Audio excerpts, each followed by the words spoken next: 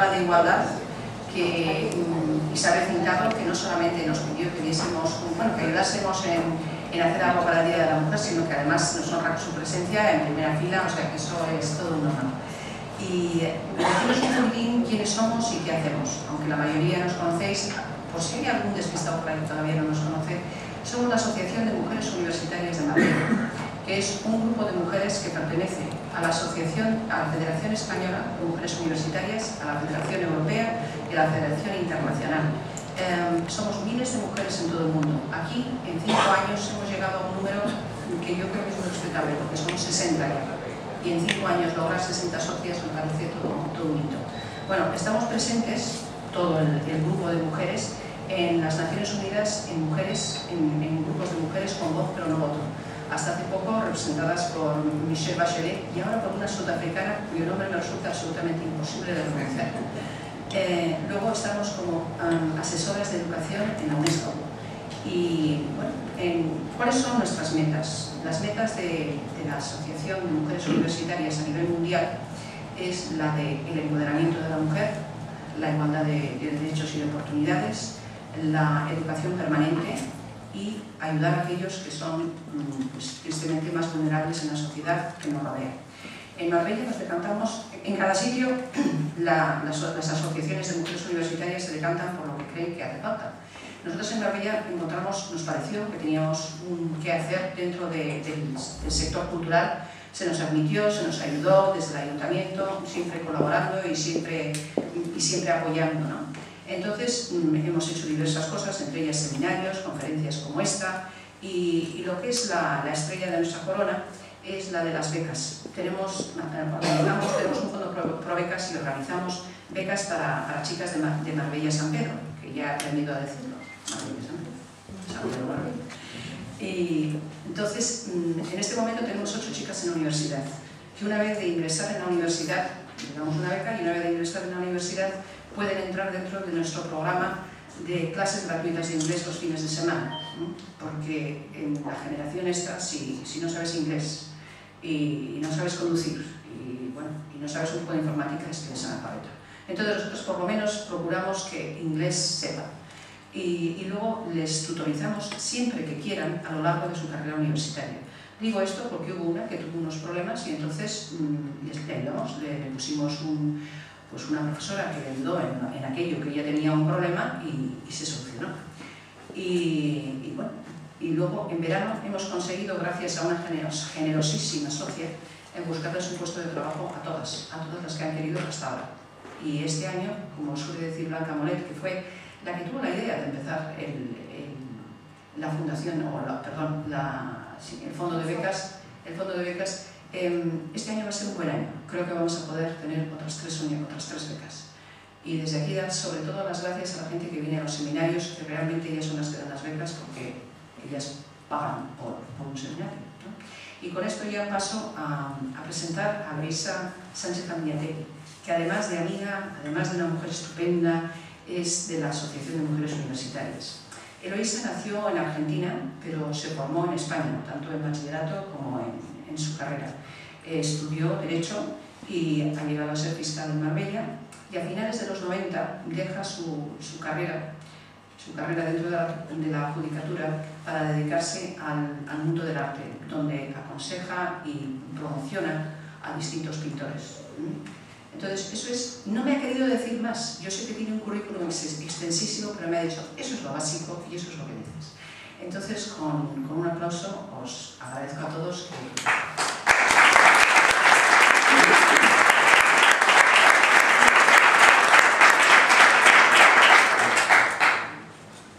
Buenas tardes a todos y gracias por venir, señora concejala. Muchas gracias, señora presidenta. Muchas gracias. Bueno, y ya sin más, vamos a iniciar este recorrido que le voy a pedir que hagamos juntos por 2 siglos largos de historia en los que vamos a ver cómo la moda influye en lo que hace la mujer y lo que hace la mujer influye en la moda. Les quiero señalar que todas las imágenes que van a aparecer en pantalla son rigurosamente históricas. Todas provienen de instituciones tan prestigiosas en el mundo de la moda como el Kyoto Costume Institute, el Metropolitan de Nueva York o el Museo del Traje de Madrid. Les voy a pedir que de esta estampa inicial se fijen en la pequeñita que está en el centro, el corsé pequeñito que está en el centro, puesto que luego hablaremos. Y ya sin más vamos a citar el primer hecho, que es de relevancia histórica, puesto que supuso un grandísimo cambio cultural y social, además de político, por supuesto, en Europa, que es como decir el mundo. En 1789 se produce la Revolución Francesa y en este magnífico cuadro de Eugène Delacroix vemos todo lo que supuso la Revolución. Es decir, es la primera vez que vemos a Marianne, la Liberté, enarbolando la bandera francesa, que fue la misma que en la monarquía, y con una bayoneta en su mano izquierda. La Liberté está vestida desvestida, causó muchísimo escándalo en la época, pero la simbología de eso es que se está liberando de todo lo que la ataba anteriormente. Bueno, en el cuadro aparecen además todos los estamentos sociales que entonces lucharon, que son los soldados de Carlos X, que están vencidos en primer lugar, el pueblo, los niños que también intervinieron, y el propio Eugène Delacroix, que se autorretrata con sombrero de copa y con un arma también en la mano, cosa que fue imposible, puesto que él nació el mismo año en que se produjo la Revolución. En la parte de atrás, y humeando, está Notre Dame de París, en un simbolismo queriendo decir que a partir de ese momento lo que ocurre es que se separan el poder de la Iglesia con el Estado. ¿De dónde veníamos? ¿Qué es lo que rompe la Revolución? Pues en el antiguo régimen estaban vigentes lo que se llamaban las leyes suntuarias. Las leyes suntuarias eran una normativa muy detallada en la que se recogía cómo debía vestir cada uno. Hombres, mujeres, niños, dependiendo de su clase social, de lo que representaran, del oficio que tuvieran, tenían que ir de una determinada manera. Decían que era por el orden público, porque así la policía iba por la calle y podía saber exactamente quién era, y estaba muy penalizado el travestirse de una profesión que uno no tenía y demás. Bueno, pues aquí vemos dos estampas del antiguo régimen. La de la izquierda, una absoluta exageración en la que ya habíamos caído con aquel corsé, aquel, como lo llamamos, pañé totalmente exagerado, en la que el señor quiere ser galante y saludar a esta señora y la tiene prácticamente que circunvalar porque no llega dada la exageración de la crinolina, ¿no? En la estampa de la derecha vemos una figura donde queda clarísimo que la mujer en aquella época es exclusivamente tarjeta de presentación de su marido, de su patria, de su estamento social, del negocio familiar, de lo que fuera. Este modelo se llamó la Belle Poule, y fíjense que la Belle Poule era una fragata que en la guerra en colonias contra los ingleses en Norteamérica tuvo una victoria bélica, y entonces para celebrarlo pues no se les ocurrió otra cosa, lógicamente, que ponérsela a una señora en la cabeza, no a una, a muchas, y montarla en la peluca que era como se peinaban las mujeres de la época. Por supuesto, ya que le ponemos la fragata en la cabeza, pues ya todo el vestido y la crinolina, todo su tren trasero tiene que ser del mismo tamaño. Y esto era el antiguo régimen. ¿Qué es lo que consiguió la Revolución Francesa? Pues muchísimas cosas, pero la más importante de ella es la Declaración de los Derechos del Hombre y del Ciudadano de 1789. Pero desafortunadamente han oído ustedes bien del hombre y del ciudadano. Las mujeres y las ciudadanas no quedamos incluidas en esto. Tiene que ser Olympe de Gouges, que fue una dramaturga muy luchadora, que se implicó mucho en política y defendió que la mujer era igual que el hombre, para que fuera reconocido su pedido, y en 1791 se incluyen los derechos de la mujer. Ella fue una ardiente defensora de la igualdad, no solo del hombre y de la mujer, sino de todas la parte social más desfavorecida, y dijo la famosa frase de si la mujer tiene derecho de subir al cadalso, también debe tener el derecho de subir a la tribuna. Con esto la pobre Olympe lo que hizo fue dar remedio a los revolucionarios, puesto que la guillotinaron para acabar con tanta protesta en el año 93. Y a continuación de esto les voy a explicar, aunque les parezca una anacronía, por qué traigo aquí un hecho del 48, y es porque hay una conexión directa. Una vez que hemos proclamado los derechos del hombre y del ciudadano, de la mujer y de la ciudadana, esto se constituye en el germen de la Declaración de Derechos, en este caso se cuidaron mucho y fueron humanos para recogernos a todos, del año 48, en la posguerra, en la ONU. Y aquí tenemos a Eleanor Roosevelt, que fue una gran luchadora por todos estos derechos, con la versión española entre las manos. Y ahora vamos a pasar a explicar el corsé, que ha dado título a nuestra conferencia y que es una prenda tan interesante. Vamos a decir que el corsé es una prenda de invención española. Eran las cortes españolas del siglo XVI y XVII las que impusieron el corsé como modo elegante de vestir, porque se exigía esa figura. Fue siempre una prenda de ropa interior y, dependiendo de la clase social, se les obligaba, y por eso dije que se fijaran en la primera lámina, a las niñas desde los 7 años a utilizarlo, para que ya se fueran acostumbrando a lo que se les venía encima. Entonces, el corsé es una prenda, como he dicho, de ropa interior, que está hecho de los más diversos tejidos. Se abre y se cierra por la parte delantera con botones, pasadores, presillas o lo que sea, y se ciñe por la parte de atrás, que ven ustedes en la radiografía, que hay una fila de ojetes y un cordón. Con ese cordón lo que se hacía era cinchar para que, bueno, el vestido en cuestión entrara o no entrara. Entonces, la forma a la que se amoldaba la figura femenina está hecha siempre de ballenas.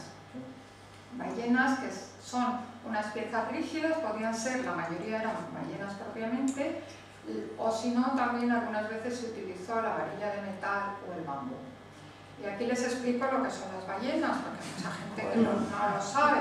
Las ballenas, además del animal en sí, son estas, bueno, pues como medio dientes, que no son dientes, son como flecos de sustancia medio ósea, medio cartilaginosa, que le sirve al animal para colar las sustancias nutritivas. Esto, en su flexibilidad, rigidez a medias, pues fue lo que sirvió y se utilizó siempre para los corsés. Lo siguiente que les muestro es una preciosa lámina de un maestro corsetero del siglo XVIII, lo cual supuso también pues, una ruptura en lo que se hacía hasta el momento, porque hasta ese momento la mujer cosía la ropa de mujer y el hombre la del hombre, pero debido a la dureza del material de la ballena, pues hubo que recurrir a las manos masculinas para que lo pudieran hacer. Como hemos dicho, las niñas se ven obligadas a utilizarlas de jovencita, y a mediados del siglo XVIII, antes de la Revolución, ya hubo movimientos que preconizaban que eso no era bueno para la salud, que había que quitarlo o por lo menos no ser tan ceñido. Fue un movimiento realizado por médicos ingleses y Paul Rousseau, y también tuvo mucha influencia en esto, que en aquella época se descubren ciudades de la antigüedad como Pompeya y Herculano, y se vuelve a poner un poco de moda la figura pues, en estípite, ¿no? Griega. Bueno, en la Revolución Francesa el corsé cae en desuso, pero otra vez a principios del siglo XIX se hace de muy corriente uso, y no es hasta la Primera Guerra Mundial donde verdaderamente el corsé cae en desuso.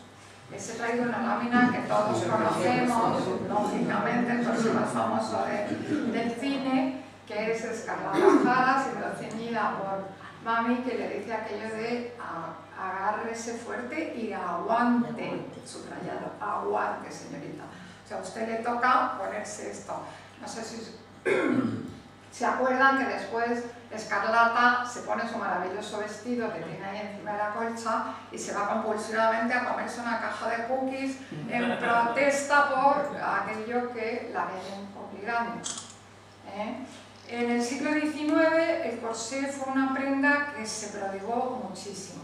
Se adornó, se utilizó, bueno, se retrató. Y aquí tenemos a Edouard Manet, que hace un delicioso retrato de una escena intimista en la que sale el corsé que utiliza Nana encima de una enagua con esa forma que exigía la silueta en el 19 y evidentemente ropa interior, puesto que esto es evidentemente una prostituta que ya se ha quitado su vestido y ya ha puesto en la silla y su cliente está ahí pues a la expectativa.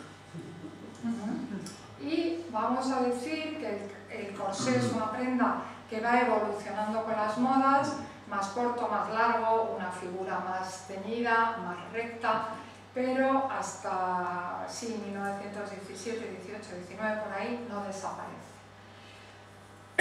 Todos estos corsés del fondo son pertenecientes al Metropolitan Museum de Nueva York.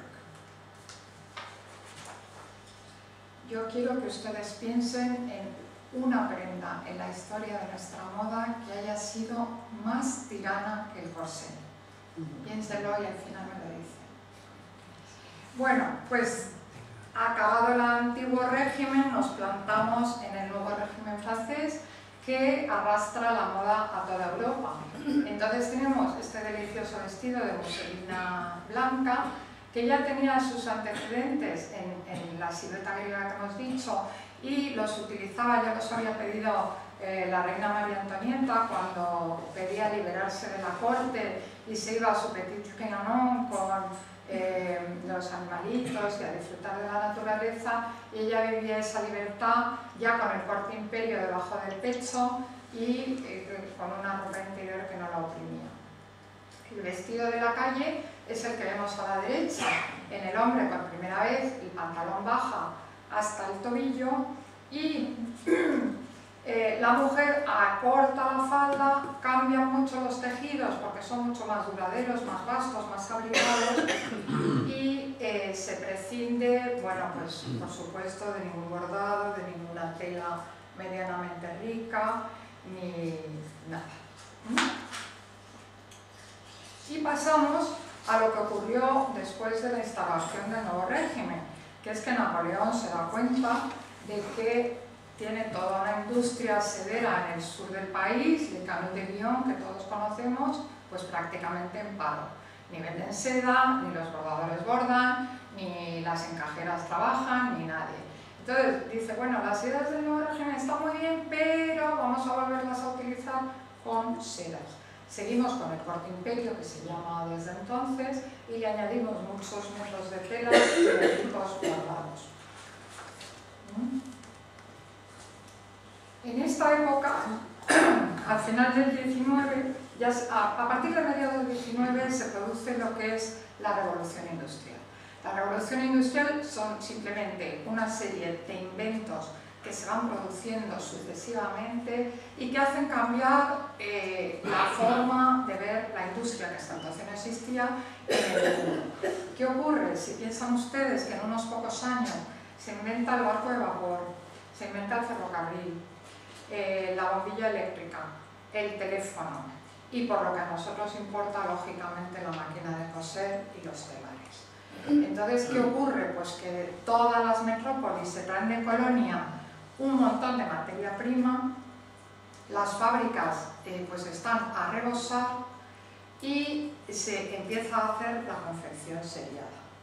Esto ocurre a la misma vez que como se producen tantísimos puestos de trabajo, la mujer se ve obligada por primera vez a compaginar las tareas de dentro del hogar con las de fuera. Y en esta época, claro, tenemos la primera sufragista, que es una neoyorquina llamada Amelia Bloomer. Ella tenía un periódico, una publicación donde recogía temas que a la mujer ya le empezaban a interesar, de educación, de cultura, de postura, de educación de niños, y por supuesto ya hablaba que la única manera de expresar lo que pensaba era a través del sufragio.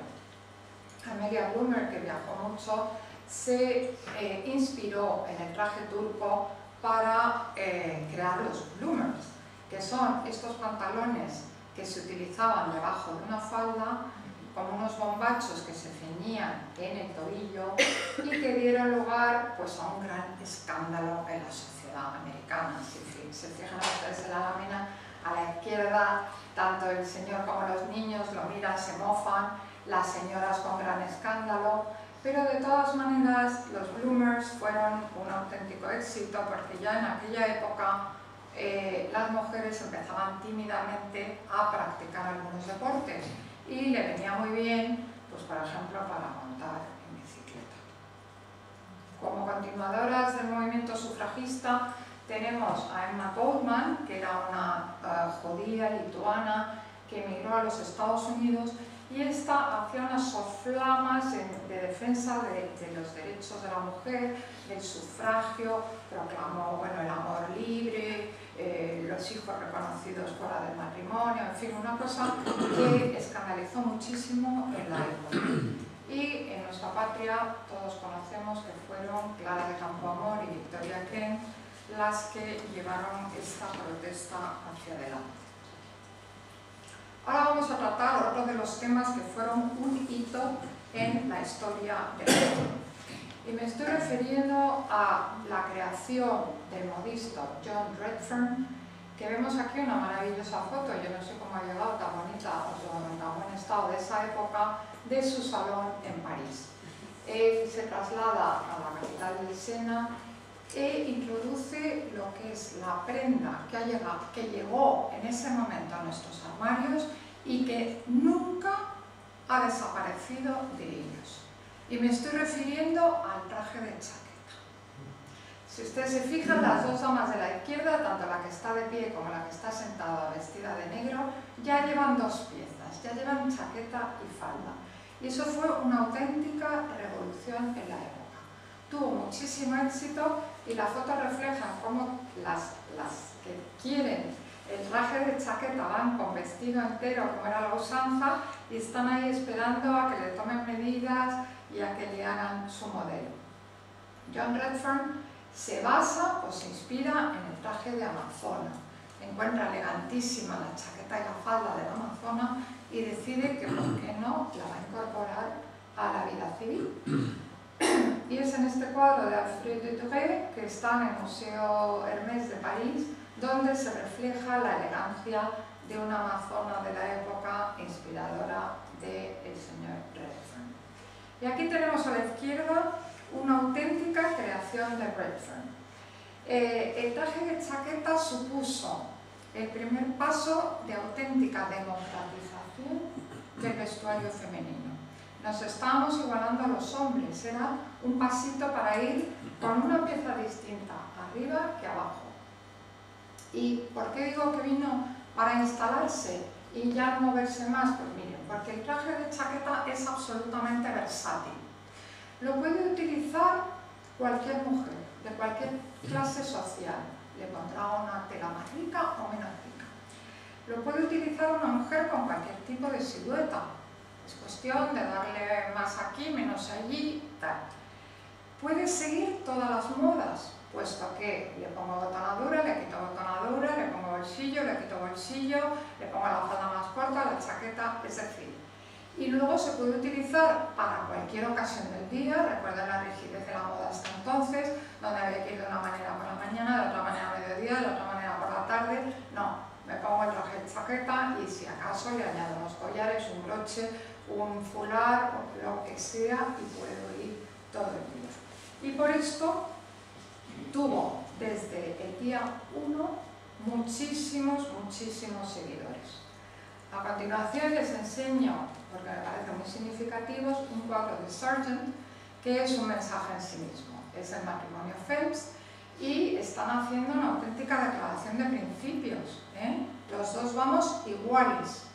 Ella, que tenía que llevar el sombrero puesto, se lo quitó, como diciendo, si tú no llevas sombrero, yo tampoco.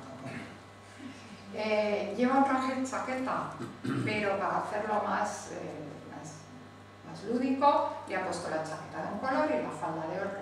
Pero fíjense, la pajarita, los dos iguales, el cuello, los dos iguales. Prácticamente, es decir, somos dos y estamos en la misma posición.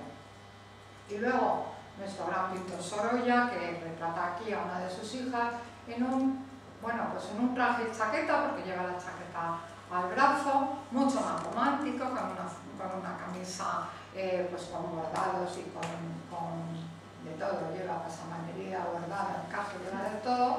Es un traje de paseo, por supuesto elige el blanco porque Sorolla es un maestro del blanco y va a la usanza. Por supuesto una señorita salía con las manos enguantadas, puesto que no podía darle el sol, con sombrero como es de rigor y con la sombrilla, que aunque ustedes no se lo crean, era de rigor que las mujeres llevásemos algo en las manos.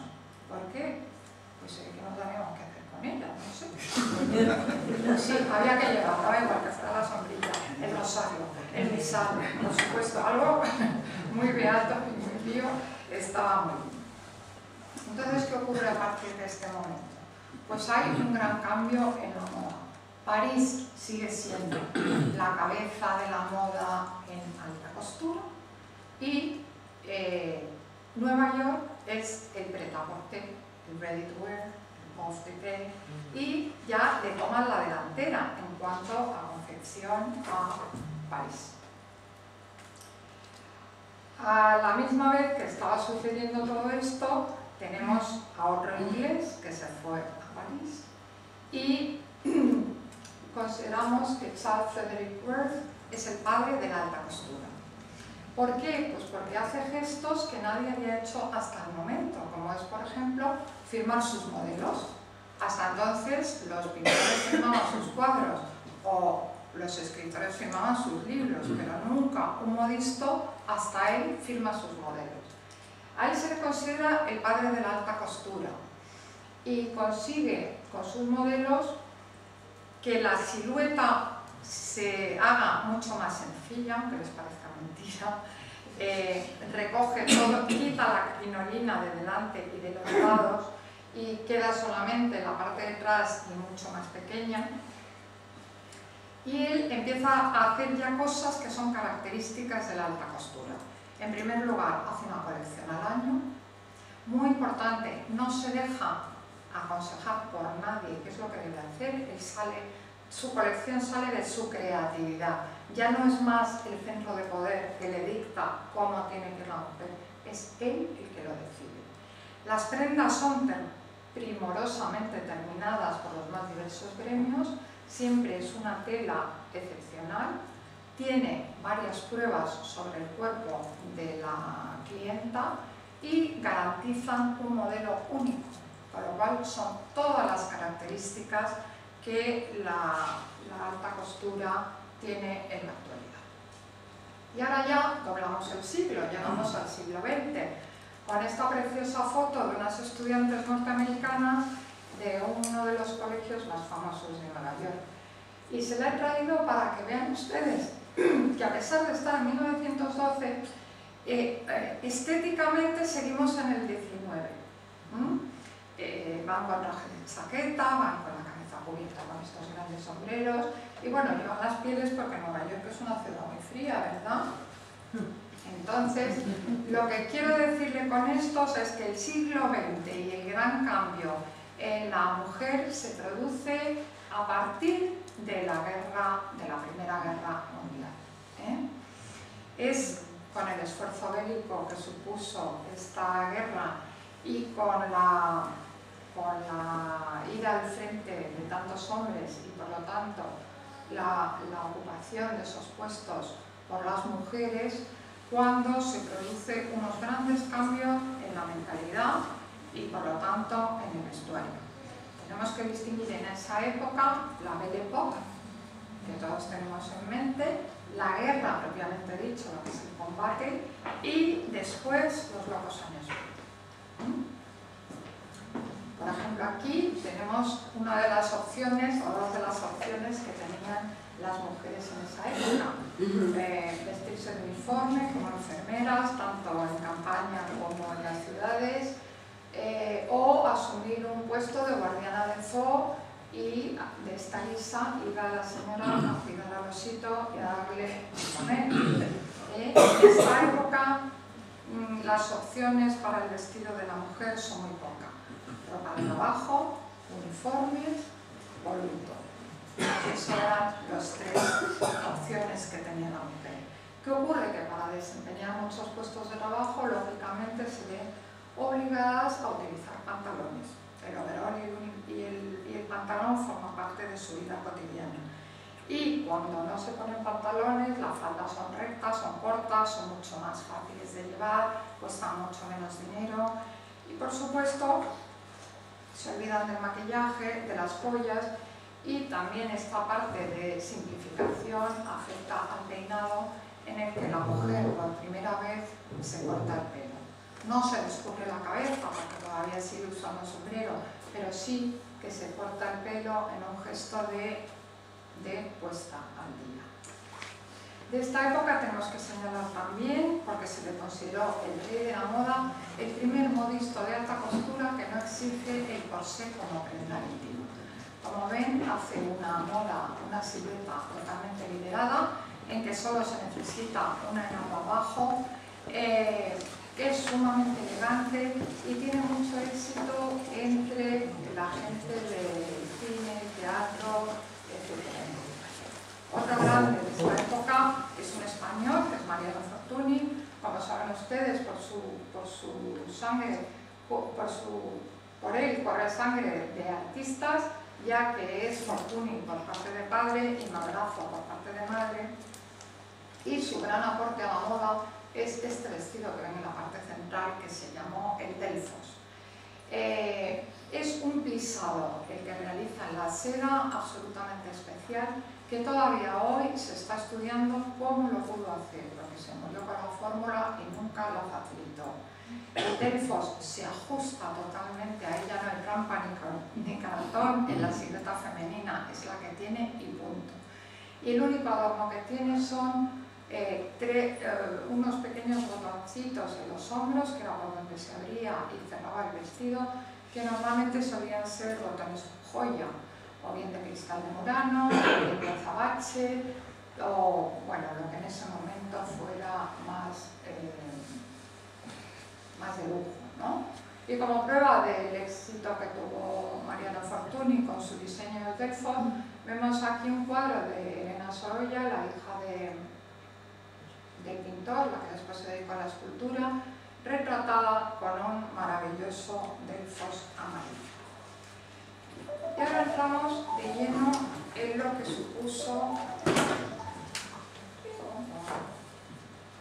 que supuso la primera creadora de la figura moderna. Con Coco Chanel entramos directamente en la modernidad. Coco Chanel, la ven ustedes en esta maravillosa foto, muy poco conocida, estaba patinando sobre hielo y lleva un vestido y una chaqueta absolutamente cómodos que podríamos llevar cualquiera hoy día. Coco Chanel decide vestir a una mujer práctica y funcional. Se inspira siempre en la moda masculina. La ropa es ahora para la mujer activa, lo que define que la nueva elegancia es una elegancia cómoda.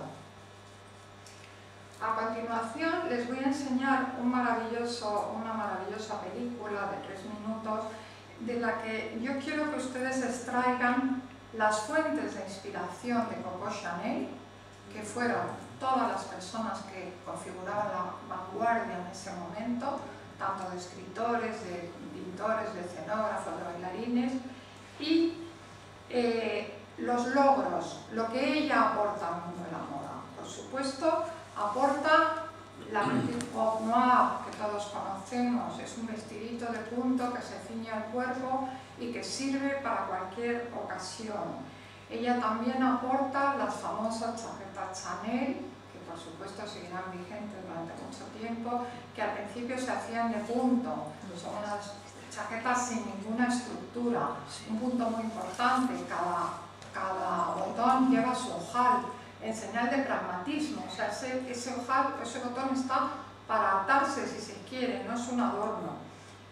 Ella también aporta la primera vez que se utiliza bisutería, o bien mezclada con la joya auténtica, o bien exclusivamente por el efecto que da. A ella lo que le importa es el efecto óptico y estético que da, no el valor de las filas de perlas en sí.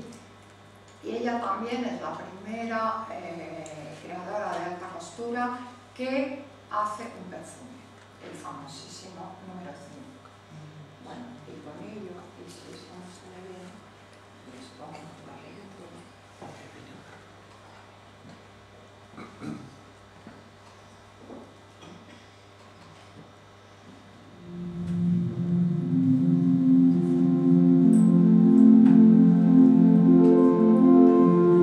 Once upon a time in 1920, Coco became Mademoiselle. Europe had formed a fragile peace and women were embracing the style of the woman who had given them the right to comfort.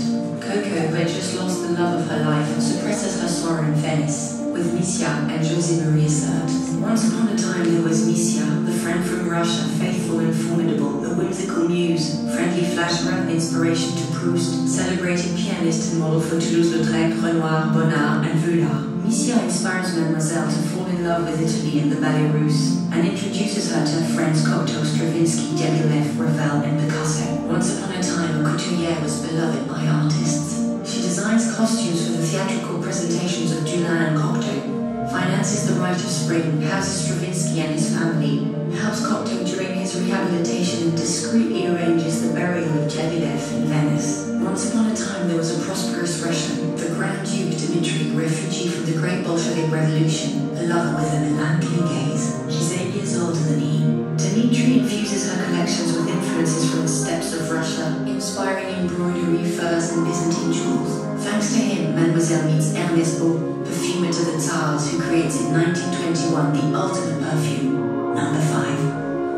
Once upon a time there was a gentleman with an English elegance, a luxury beyond aristocracy, the Duke of Westminster, the richest man in England. Gabrielle is inspired by his tweed jackets and his knit sweaters, by the vests of his valets, by the berets of his sailors. They fall in love. Westminster invites her to his houses and on board his yachts, sends a private train to collect her and showers her with flowers and jewels. Their love soon wanes, she never become a duchess. Once upon a time, black assumed the throne. At the opera, before the motley kaleidoscope of gaudy gowns, Gabrielle Chanel declares her distaste for the era, announcing, "These women are bloody well going to dress them in black."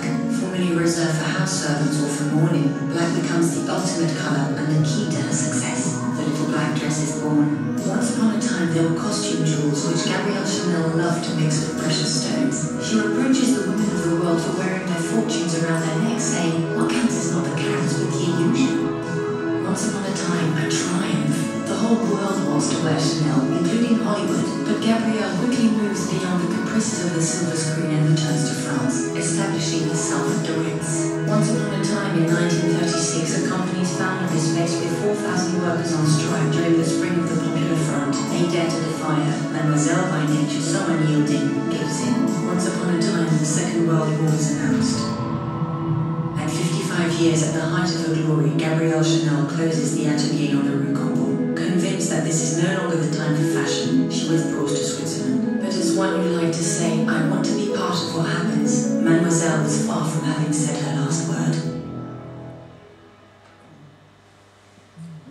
Bueno, como ven ustedes, era un personaje muy especial y ella fue la que dijo que la moda no solo existía en los vestidos, sino que la moda está en el cielo, en la calle.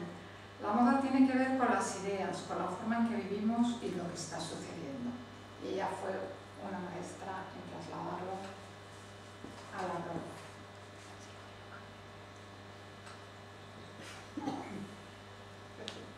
Sí. Bueno, y ahora seguimos ya en el siglo XX con uno de los grandes de la moda española, que fue Cristóbal Balenciaga. Cristóbal Balenciaga tiene un mérito tremendo porque ya no solo libera el corsé, ya no solo la figura se suelta, sino que él, con una técnica minimalista, esconde la figura. Él la mete en el vestido de abril, en el vestido saco o en esa forma trapezoidal que le da al baby doll. Debo decir que, bueno, en su época no fue tan entendido como ahora, que se le considera un auténtico maestro. Después de esto, tengo que citar a Auberge de Givenchy, que ha tenido una exposición antológica en el Museo Thyssen de Madrid hace muy poco tiempo, fue clausurada el mes pasado, y que, bueno, no me he podido resistir a poner esta foto porque la Asociación de Amigos del Museo del Traje de Madrid lo condecoramos como amigo de oro, vino amabilísimamente, estuvo almorzando con nosotros, hablando desde una sencillez y un conocimiento total, y bueno, pues Givenchy ha aportado muchísimo a la moda. Él es el chic, él es el glamour, él es la elegancia, y no solo eso, sino que además fue un hombre muy adelantado a su tiempo. Piensen ustedes que en el año 56, cuando nadie podía pensar en una cosa semejante, él lanza una línea de prêt-à-porter. Nunca antes la alta costura y el prêt-à-porter estaban unidos. Pues él lanza la línea Givenchy Université con un éxito tremendo. Y de todos he recordado, por supuesto, pues vestuarios que hizo para el cine, como el icónico vestuario de Audrey Hepburn en Desayuno con Diamantes. Ella estaba fabulosa en todos los modelos que utilizó en la película, y quiero que sepan ustedes que estos vestidos están en el Museo del Traje de Madrid porque él los donó diciendo que era el museo más digno para contener. Y ahora ya entramos de lleno, acuérdense ustedes, el movimiento hippie, Woodstock, el Flower Power, mayo del 68 en la Universidad Francesa y las revueltas sociales. ¿Y con quién nos encontramos? Pues con otro grandísimo, Yves Saint Laurent, que tiene el mérito tremendo de que dos prendas que eran auténticamente masculinas las incorporó al vestuario femenino como nadie. Y me estoy refiriendo, por supuesto, al smoking, y me estoy refiriendo a la sahariana. Por supuesto, los dos con pantalón, o sea que fue el primero que verdaderamente instaura el pantalón como elegancia en la moda femenina. Otra figura de cine que tiene muchísima influencia y que aún hoy se sigue repitiendo. Acabábamos todos de ver la New York Fashion Week del año 2015, donde Ralph Lauren saca esta estética otra vez. O sea, fue una estética que llegó para no marcharse. Es una estética muy juguetona, de misoginia, pero que quedó ahí ya incorporada. Y ya entramos de lleno, y con esto terminamos, en el power dressing. El power dressing se inaugura cuando la sociedad occidental entiende que la igualdad entre hombres y mujeres es un imperativo moral. Esto, por supuesto, solo ocurre en los países industrializados, y es Margaret Thatcher, al ser elegida primer ministra en Gran Bretaña, la primera que lo encarna. Por supuesto, son trajes muy femeninos, pero son trajes siempre de chaqueta, donde está en igualdad con el hombre, está con el mismo lenguaje. Es una sabia mezcla de poder y de feminidad. Piensen ustedes, por ejemplo, en una cosa tan curiosa como es las sombreras que se le incorporan a esos trajes. Tienen todo un simbolismo. Es para decir, yo tengo hombros para soportar el peso del poder. Yo voy a poder con esto. Esto no se nos debe escapar. También con la historia del cine les traigo, porque es muy claro lo que enseña, ¿no? Melanie Griffith en Armas de Mujer entra como subalterna en una compañía, tiene unas grandes ideas, es una chica muy inteligente y comprende que si quiere ocupar el puesto de su jefa, lo primero que tiene que hacer es cambiar su aspecto y empieza a vestirse con la ropa de su jefa. O sea que comprende que nunca va a llegar vestida de esta lista. Y ya terminamos nuestro recorrido con, por supuesto, la dama que encarna el power dressing en la actualidad. Tenemos aquí a la canciller alemana que nos manda un clarísimo mensaje de poder. Ella siempre está al servicio del puesto que ocupa. Ella varía sus trajes, los varía de color, de solapa, de largo, de chaqueta, casi siempre los utiliza con pantalones. Siempre, si os fijáis, lleva un pequeño toque femenino de joya en el que dice, sí, aquí estoy, soy mujer, me gusta la coquetería, pero que nunca sea comentable, que sea ese pequeño toque de luz. Angela Merkel en sus modelos siempre pide, es delicado cumplimiento, llevar bolsillos.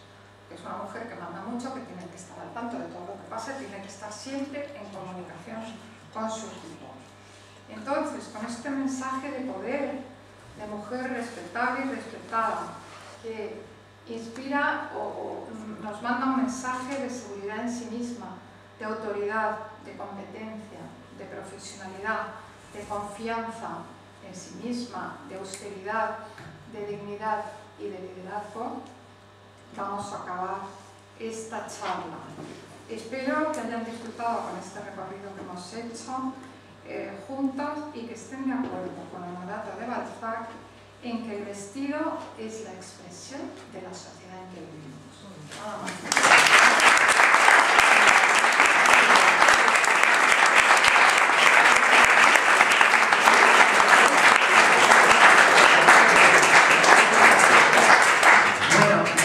Conferencia de la que, por lo menos, esta asociación a la que perteneces está orgullosísima. Me imagino que la Asociación de Amigos del Museo del Traje de Madrid también, y de todas las que pertenezcas, porque es miembro activo allá donde esté.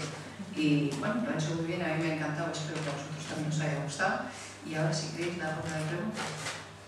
Yo creo que ha sido un homenaje a la mujer distinto, pero un homenaje femenino, feminista, y ha contado muchas verdades. ¿Tú no me preguntas? No puedo creer que no tenéis nada que preguntar. Nadie me contesta sobre aquella pieza más tirana que José. ¿No he pensado? Los zapatos van en esa línea, los actuales. Llevas toda la faja. Bueno, la faja es un modo de corsé. La ropa de ellos está en la misma línea.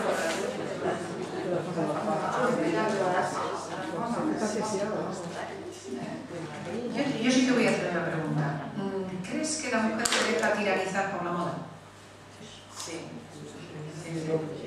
O sea, yo creo que... Da igual su condición, su intelecto, somos víctimas de la moda. Vamos a ver, yo creo que como todo, hay a ciertas edades que sí. Luego ya uno está más seguro de sí mismo y se da cuenta que tiene que proyectar una imagen en la que no cabe moda en ese momento. O sea, no porque se lleve un escote no sé cómo me lo voy a poner a ultranza para ir a trabajar. Mira, no. Yo si quiero ir a trabajar tengo que proyectar una imagen para que me tomen todo lo en serio que yo quiero y entonces no puedo ser víctima de la moda. Pero hay ciertas edades donde todavía uno no tiene la personalidad lo suficientemente formada.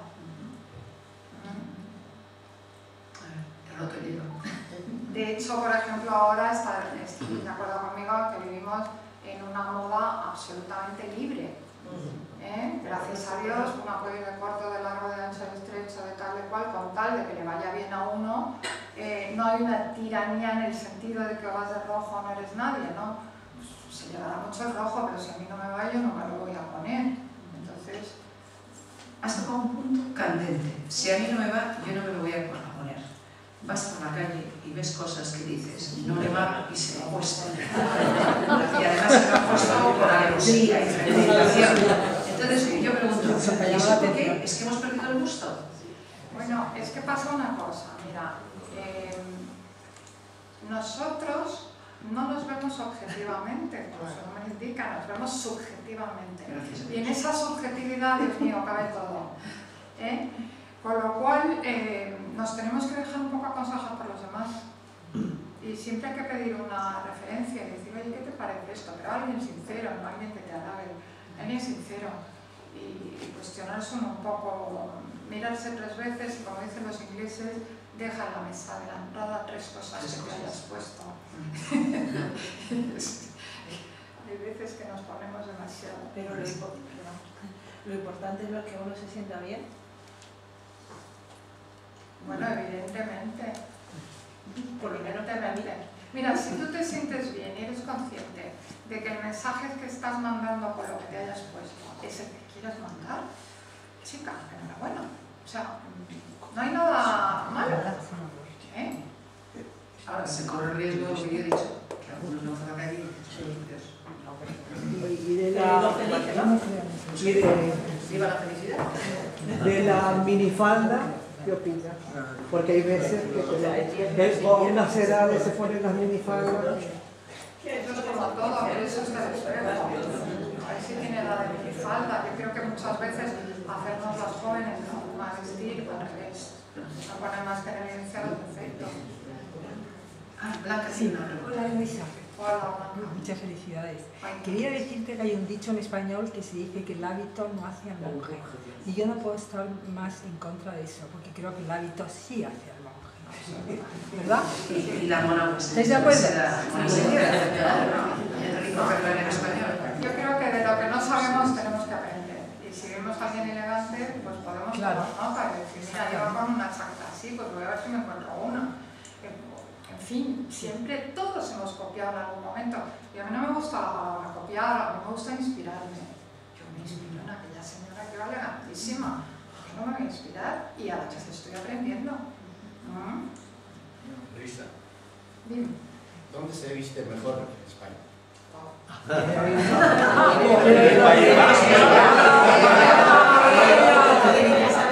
En el norte. Demasiado clásico.